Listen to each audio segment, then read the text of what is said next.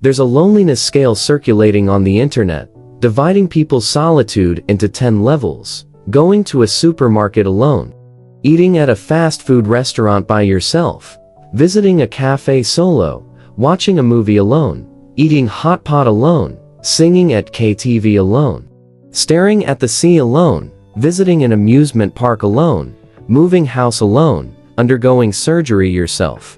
If it were you, what levels would you tolerate? Loneliness is a universal human emotion that can impact our psychological health and sense of happiness. However, loneliness isn't a single state. It has varying levels and forms. Some people enjoy solitude, while others fear it.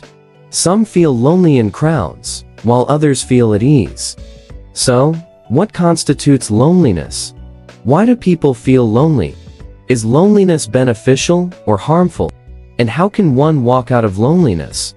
To answer these questions, the book we are introducing today is Overcoming Loneliness, written by Austrian psychologist Alfred Adler. Adler, alongside Freud and Jung, is renowned as one of the three great pillars of psychology. Having been a student and colleague of Freud, he later established individual psychology, following a philosophical divide with Freud. In Overcoming Loneliness, one of his representative works, Adler precisely expounds on the definition, reasons, and solutions for loneliness.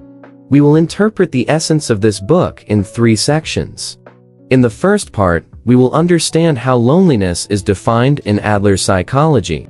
Adler believes that loneliness is not about being alone, but about the hostility a person has towards the crowd. In other words, an individual has erected a psychological barrier, isolating themselves from others. Consequently, they find it impossible to integrate into the society and engage in cooperative relationships. This form of loneliness is harmful, as prolonged self-isolation will corrode our mental health, thereby diminishing our happiness. In the second part, we will understand the root of loneliness. Adler posits that the source of loneliness lies in an individual's feelings of inferiority. Inferiority is a standard emotion representing dissatisfaction with one's status quo. Precisely, because we feel discontent, we seek to compensate for our deficiencies, pursuing a sense of superiority that will allow us to transcend ourselves and reach our ideal state. However, intense inferiority feelings can lead to inferiority and superiority complexes, both of which hinder individuals from establishing cooperative relationships, resulting in feelings of loneliness. In the third part, we will examine how to overcome loneliness. According to Adler, the key to overcoming loneliness lies in cultivating social interest, desire to establish egalitarian relationships and collaborate with others. Adler stated that humans inherently possess social interest. Unlike lions and chimpanzees, which possess robust bodies, or other animals with ample defensive abilities, humans rely on social collaboration to counter harsh external environments, using collective strength to compensate for individual weaknesses.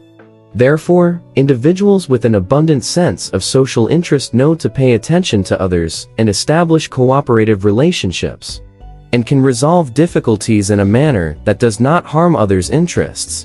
Conversely, individuals lacking social interest tend to become selfish, antisocial, and hostile, ultimately getting stuck in the mire of loneliness. After reading this book, you ought to have a fresh understanding of loneliness and learn how to open your heart, build harmonious interpersonal relationships, and overcome loneliness. Hope you benefit from this, and I welcome your sharing of thoughts and ideas.